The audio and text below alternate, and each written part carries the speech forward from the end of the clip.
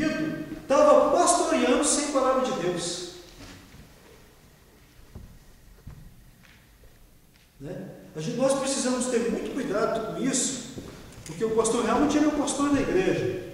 Porém, eu sou pastor, não que eu esteja, que eu não deva, com essa palavra que eu vou dizer, eu vou explicar melhor para não ficar mais compreendido depois.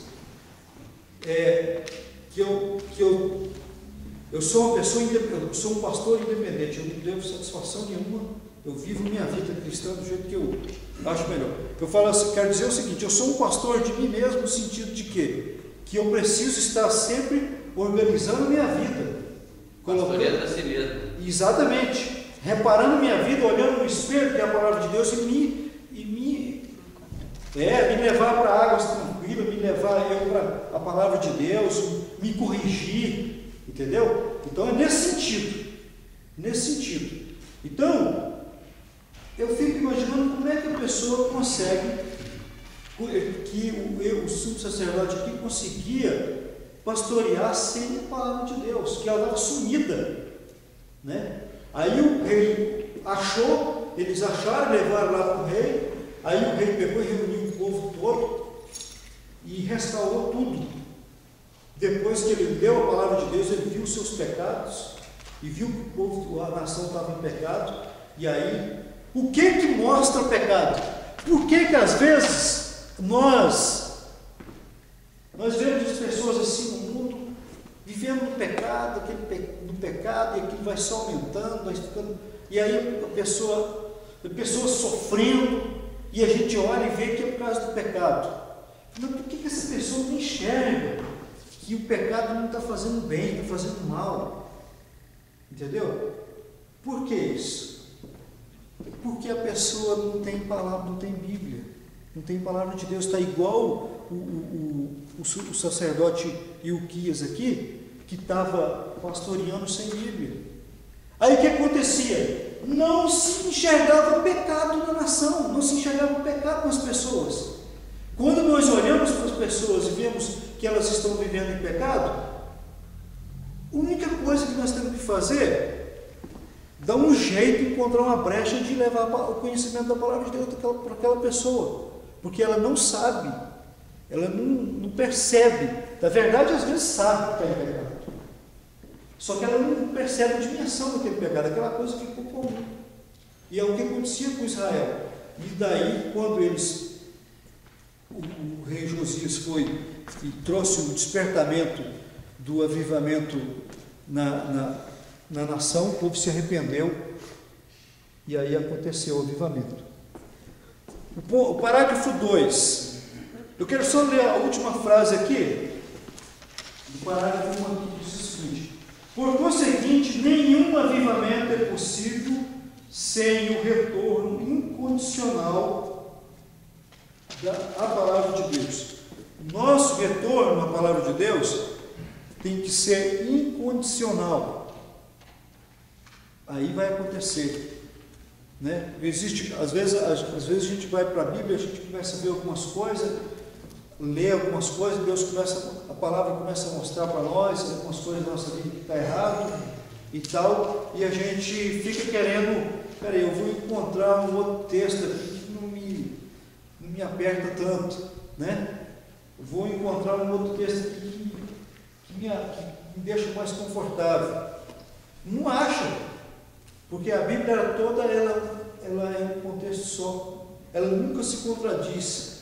Ainda que alguém comece a querer buscar a contradição, eu acho interessante que tem gente que busca contradição na Bíblia, mas não busca a verdade da Bíblia, né? Busca querer apresentar, não, mas em tal lugar falou assim e em outro lugar está falando diferente, né? Igual o caso de imagem de escultura. Os caras ficam buscando textos na Bíblia para poder achar que a Bíblia está aprovando imagem de escultura, quando eles falam que Deus mandou fazer a serpente, os querubins e tal, entendeu? Aquilo é um assunto à parte do Senhor, do povo de Israel, e tudo aquilo representa a pessoa do Senhor Jesus. Agora nós já conhecemos Jesus. Agora nós já temos Jesus no nosso interior. Nós não precisamos mais de serpente. Nós não precisamos mais de arca. Nós não precisamos mais de querubim. O povo de Israel passou 400 anos lá no Egito, vendo uma cultura religiosa em que eles adoravam tudo quanto é tipo de Deus e tudo era palpável. Então eles eram cego espiritual. Então Deus permitiu que essas coisas acontecessem. Mas Ele veio o tempo todo ensinando: não faça imagem de escultura. Então a palavra de Deus, nós temos que estudar ela incondicional. Eu não posso pegar e ficar procurando coisas para me confortar na palavra de Deus. Pelo contrário, na verdade, se nós queremos entrar no céu, nós temos que buscar na palavra de Deus coisas que nos apertam. Não, isso aqui, peraí, eu li a palavra de Deus hoje, não me apertou em nada, não. Eu estou de boa com a palavra de Deus, está tudo tranquilo comigo. Não, vou buscar mais, porque eu não sou perfeito. Eu tenho que encontrar na palavra do Senhor algo que vai me fazer buscar o arrependimento do Senhor, que vai me lapidar, porque o dia que eu tiver lapidado, ponto aí, eu vou para a glória. Não posso mais ficar aqui. Entendeu? Então é assim que nós precisamos. É incondicional. É por isso, irmão, que a necessidade de conhecer a palavra, né? Quando o senhor citou, por exemplo, a questão da serpente, né? Jesus disse assim como foi levantada a serpente, importa que o Filho do Homem seja levantado, não é isso? O remédio contra a picada da serpente é tirado da própria cobra, não é isso? É. Então, o que Jesus, o Senhor, fez, representando isso? Ele se fez pecado para que olhasse para ele, tirasse o remédio dele mesmo para nós. Isso. Então, quer dizer, da mesma forma que a serpente picava e olhava para ela, era curado. Quer dizer, o pecado, Jesus teve que se fazer homem, pecado por nós, para que nós olhássemos para ele e também fôssemos salvos. Quer dizer, nada demais de escultura, quer dizer, né?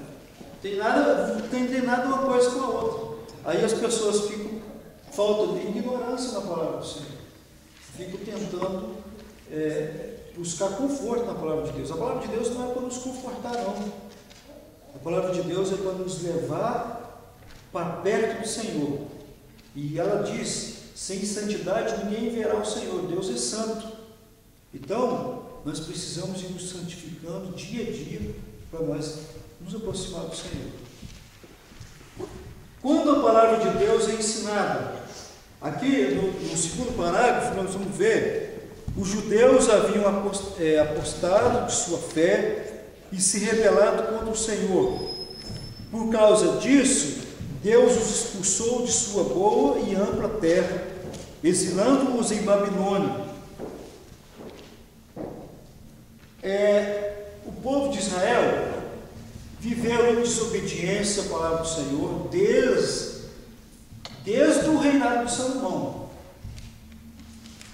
Fizeram algumas coisas melhor, mas foi o tempo todo. Então, por causa dessa desobediência, por virarem as costas, a palavra de Deus está aqui.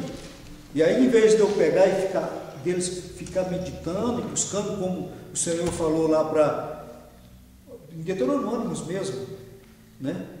Se vocês buscarem, vamos ler aqui, Deuteronômio 28.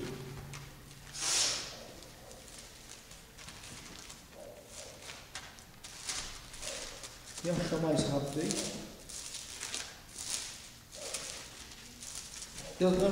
Se atentamente ouvires a voz do Senhor teu Deus, tendo cuidado de guardar todos os seus mandamentos, que hoje te ordeno, o Senhor teu Deus te exaltará sobre todas as nações da terra. Então, em vez do povo de Israel buscar isso aqui, o se, eu vejo que na palavra do Senhor sempre tem, às vezes nós olhamos para a Bíblia, tem até aquelas caixinhas de promessa, né? Só tem as promessas, não tem nada antes que está escrito antes da promessa. Aí abre lá o versículo de promessa, ali só está a promessa. Mas sempre antes das promessas existe isso aqui, ó.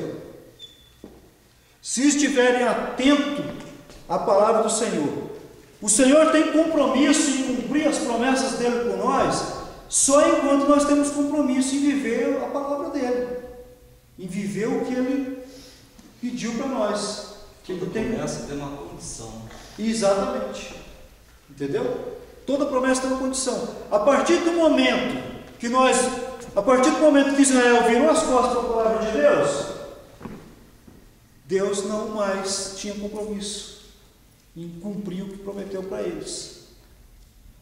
Vai acontecer lá em Apocalipse que Deus vai vir e abençoar a nação de Israel. Mas o que vai acontecer antes de Deus, do Senhor Jesus aqui com a igreja para abençoar a nação de Israel? Vai acontecer que eles vão clamar ao Senhor. Eles vão lembrar de tudo e vão buscar a Deus. Aí a hora que eles voltarem de novo para a palavra de Deus, aí eles vão alcançar a misericórdia do Senhor. Então, quando nós recebemos promessa, às vezes vem uma palavra, é isso que eu te digo. Entendeu? Aí às vezes existe muita gente aí, existe muitas pessoas que estão vivendo, alimentando de uma profecia que recebeu. A profecia às vezes não era do homem e nem era do diabo, não. A profecia realmente era de Deus. Não cumpriu na vida da pessoa porque a pessoa se voltou, virou as costas para a palavra do Senhor. Eu entendo assim, entendeu? Então nós precisamos, se nós queremos que as promessas do Senhor venham sobre... Por que existem pessoas que aceitaram Jesus e depois morreram sem Jesus e foram para o inferno? Mas espera aí, diz que se aceitar Jesus não é salvo? Então, mas se virou as costas para a palavra do Senhor, se renunciou àquilo que já tinha recebido, Deus não tem mais compromisso.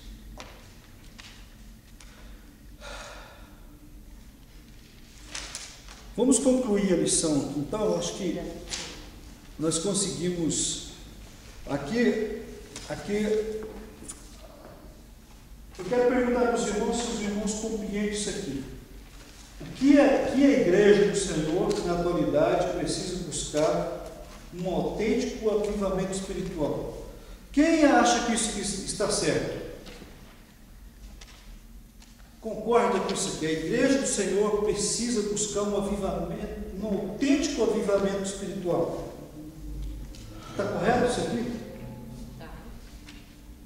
Está correto.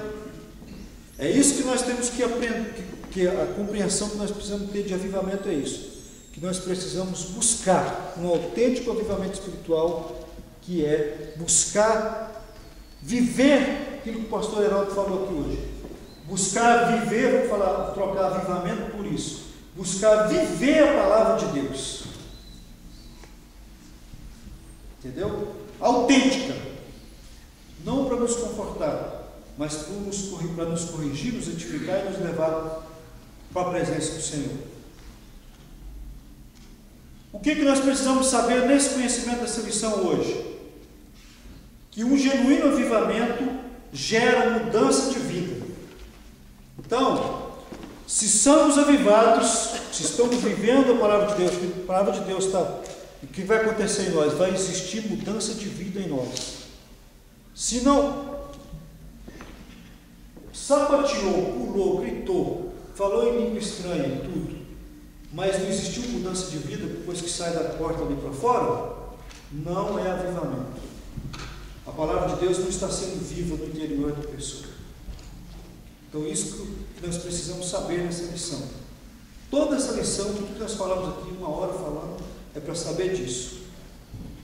Que o genuíno avivamento, viver a palavra de Deus, produz mudança em nós. Conscientizar de que é tempo de buscarmos a face de Deus. Esse é o tempo que nós estamos vivendo, que temos que buscar a face do Senhor. Por que nós precisamos buscar? Existia um tempo que se precisava de buscar mais a face de Deus do que hoje? Claro que todo tempo é necessário buscar a face do Senhor, porque se não buscar a face do Senhor, não tem a vida eterna. Mas hoje, diante do que está tendo no mundo, diante do que está ao nosso redor aí, é tempo de nós buscarmos viver a palavra de Deus. Viver com todo o poder que ela tem em nós. Suar a palavra de Deus, chorar a palavra de Deus, é isso. Porque o que está acontecendo aí? O mundo está cheio de... Em tudo quanto há, existem informações e indução diabólica. Se nós não tivermos cuidado, se nós não tivermos a palavra vivendo, a palavra de Deus viva no nosso interior, sem percebermos, nós estamos envolvidos nesse mundo maligno de hoje. Até programa de cultura na televisão, existe lá uma mensagem satânica para nos envolver. Existe coisa, por exemplo, quando estão debatendo sobre o homossexualismo, vocês podem observar que não se fala muito na questão do homossexualismo, não. O que mais fala é de preconceito. A palavra que é trazida, primeiro é preconceito. Não pode ter preconceito. É claro que não pode ter preconceito. Preconceito não pode existir, isso é óbvio. Então, o que eles trazem para poder passar uma coisa que contraria a palavra de Deus, que contraria os princípios do Senhor, eles usam isso, usam essas coisas. Claro que preconceito não pode existir, né? Então, tudo está envolvido nesse sentido. Então, esse é o tempo de nós buscarmos mais e mais o avivamento. Buscar o avivamento nesse sentido, de viver, como o pastor Heraldo falou aqui, viver a palavra de Deus, não apenas falarmos dela, viver ela. Às vezes, sem palavras, sem dizermos nada, as pessoas estão sendo pregado o Evangelho. Conclusão. Nós não falamos aqui sobre Abacuque, que não deu tempo. Exemplo de Abacuque, o pastor Heraldo falou. Exemplo de Abacuque, clamemos por um avivamento, que o nosso clamor seja uniciso, ou seja, essa palavra uniciso aí significa uma só voz, né? Que o nosso clamor seja uma só voz. Ouvi, Senhor, a tua palavra e temi. Aviva, ó Senhor, a tua obra no meio dos anos, e no meio dos anos a notifica. Na ira lembra-te da misericórdia. Sim, aviva, ó Senhor, a tua obra. Como nós vimos, o avivamento não, quando nós clamamos